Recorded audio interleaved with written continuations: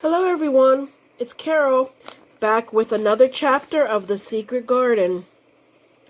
Tonight we'll be getting into chapter 8, and it's called The Robin Who Showed the Way. So everyone get your pillows and your blankets, and let's get started. She looked at the key quite a long time. She turned it over and over and thought about it. As I have said before, she was not a child who had been trained to ask permission or consult her elders about things. All she thought about the key was that if it was the key to the closed garden, and she could find out where the door was, she could perhaps open it and see what was inside the walls, and what had happened to the old rose trees. It was because it had been shut up for so long that she wanted to see it. It seemed as if it must be different from other places, and that something strange must have happened to it during 10 years. Besides that, if she liked it, she could go into it every day and shut the door behind her, and she could make up some play of her own and play it quite alone, because nobody would ever know where she was, but would think the door was still locked and the key buried underneath. The thought of that pleased her very much. Living, as it were, all by herself in a house with 100 mysteriously closed rooms and having nothing whatever to do to amuse herself, had set her inactive brain to working and was actually awakening her imagination. There is no doubt that the fresh, strong, pure air from the moor had a great deal to do with it. Just as it had given her an appetite, and fighting the wind had stirred her blood, so the same things had stirred her mind. In India, she had always been too hot and languid and weak to care much about anything, but in this place she was beginning to care and to want to do new things. Already she felt less contrary, though she did not know why. She put the key in her pocket and walked up and down her walk. No one but herself ever seemed to come there, so she could walk slowly and look at the wall, or, rather, at the ivy growing on it. The ivy was the baffling thing. Howsoever carefully she looked, she could see nothing but thickly growing, glossy, dark green leaves. She was very much disappointed. Something in her contrariness came back to her as she paced the walk and looked over it at the tree-tops inside. It seemed so silly, she said to herself, to be near it and not be able to get in.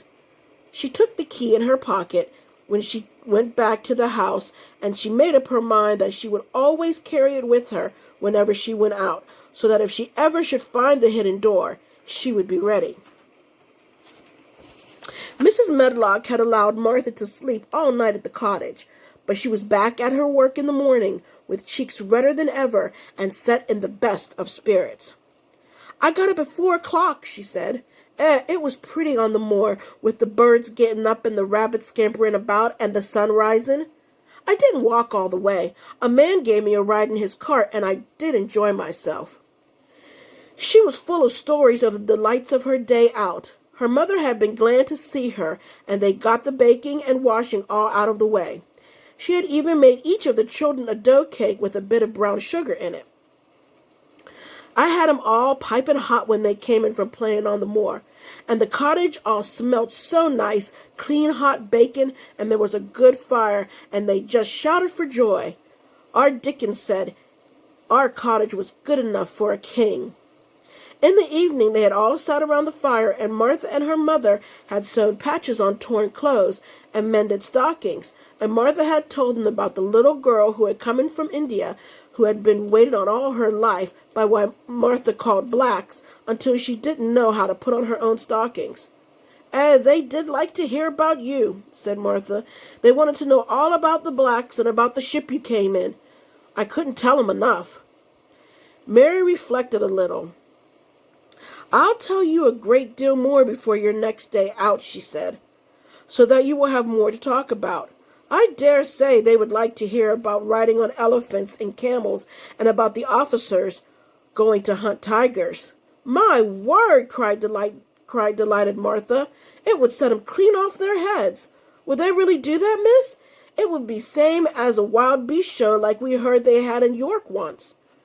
"India is quite different from Yorkshire," Mary said slowly as she thought the matter over. I never thought of that. Did Dickon and your mother like to hear you talk about me?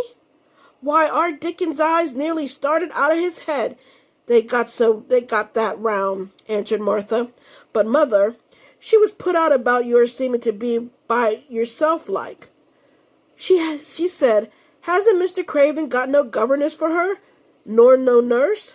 And I said, no, he hasn't, though Mrs. Medlock says he will when he thinks of it, but she says he mayn't think of it for 2 or 3 years.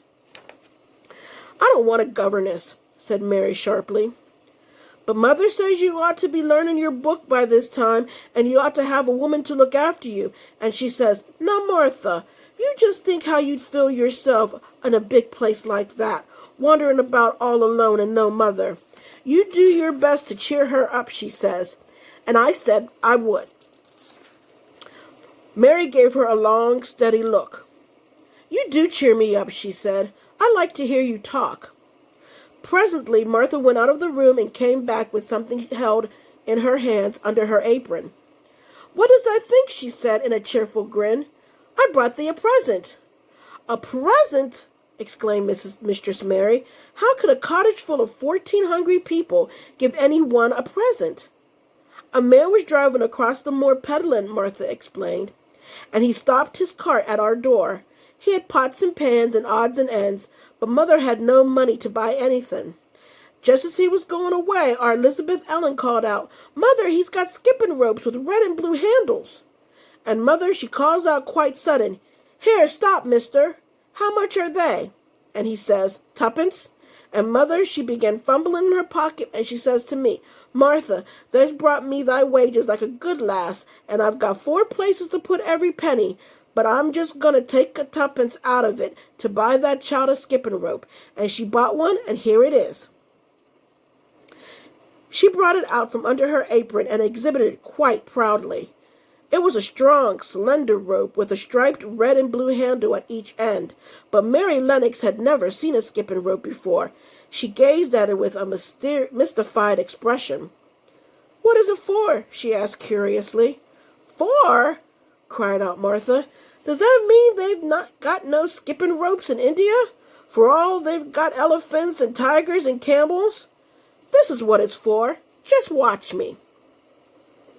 And she ran into the middle of the room and, taking a handle in each hand, began to skip and skip and skip, while Mary turned in her chair to stare at her, and the queer faces in the old portraits seemed to stare at her too, and wondered what on earth this common little cottager had the impudence to be doing under their very noses.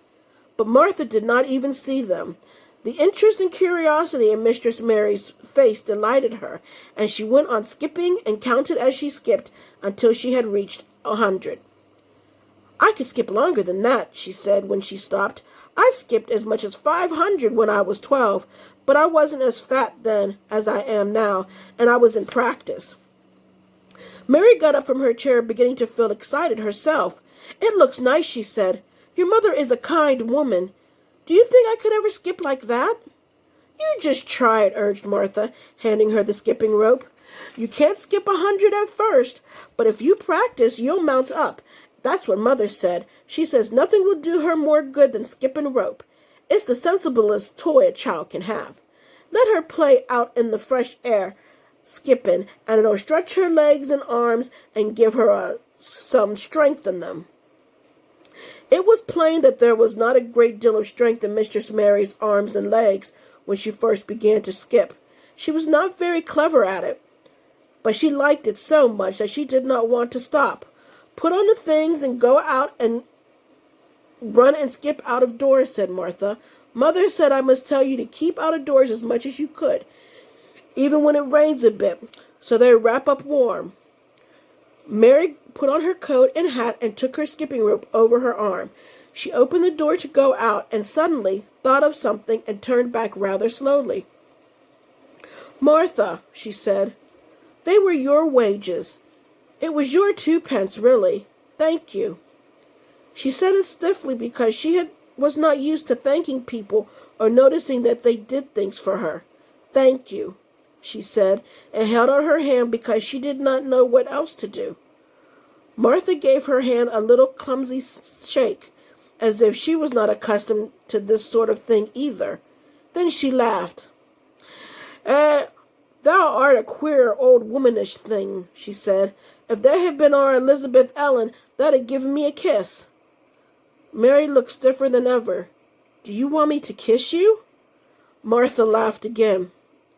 "Nay, not me," she answered. "If that was different, perhaps thou'd want to thyself, but that isn't. Run off outside and play with thy rope." Mistress Mary felt a little awkward as she went out of the room. Yorkshire people seemed strange, and Martha was always rather puzzled to her. At first, she had disliked her very much, but now she did not. The skipping rope was a wonderful thing. She counted and skipped and counted until her cheeks were quite red, and she was more interested than she had ever been ever since she was born. The sun was shining and a little wind was blowing. Not a rough wind, but one which came in delightful little gusts and brought fresh scent of newly turned earth with it. She skipped round the fountain garden and up one walk and down another. She skipped at last into the kitchen garden and saw Ben Weatherstaff digging and talking to his robin, which was hopping about him. She skipped down the walk toward him, and he lifted his head and looked at her with a curious expression. She wondered if he would notice her. She wanted him to see her skip. "Well," he exclaimed, "upon my word, perhaps thou art a young'un after all, and perhaps thou'st got child blood in thy veins instead of sour buttermilk. Thou skipped red into thy cheeks, as sure as my name's Ben Weatherstaff. I wouldn't have believed it couldn't do it." "I've never skipped before," Mary said. "I'm just beginning. I can only go up to 20. "Then keep on," said Ben. "The shape's well enough at it for a young'un that's lived with heathen. Just see how he's watching thee," jerking his head toward the robin. "He followed after thee yesterday. He'll be at it again today. He'll be bound to find out what the skipping rope is. Never seen one, eh?" Shaking his head at the bird. "Thy curiosity will be the death of thee sometimes if that doesn't look sharp." Mary skipped around all the gardens around the orchard, resting every few minutes.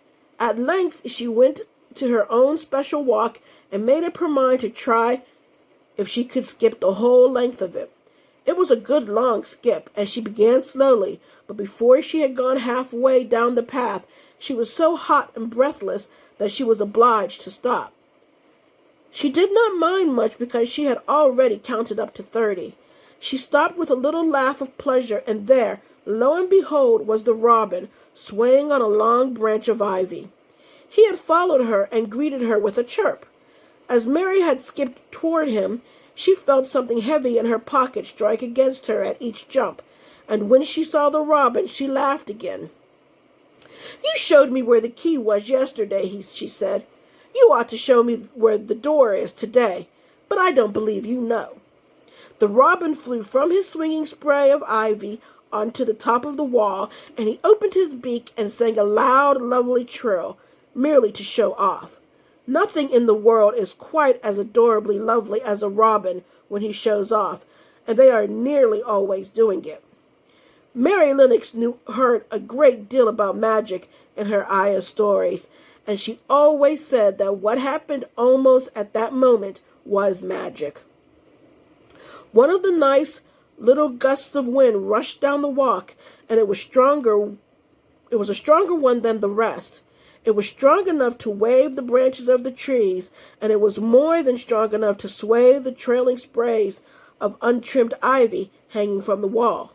Mary had stepped close to the robin, and suddenly the gust of wind swung aside some loose ivy trails, and more suddenly still she jumped toward it and caught it in her hand. This she did because she had seen something under it, a round knob, which had been covered by the leaves hanging over it. It was the knob of a door. She put her hands under the leaves and began to pull and push them aside. Thick as the ivy hung, it nearly all was loose and swinging curtain, though some had crept over wood and iron. Mary's heart began to thump and her hands to shake a little in her delight and excitement.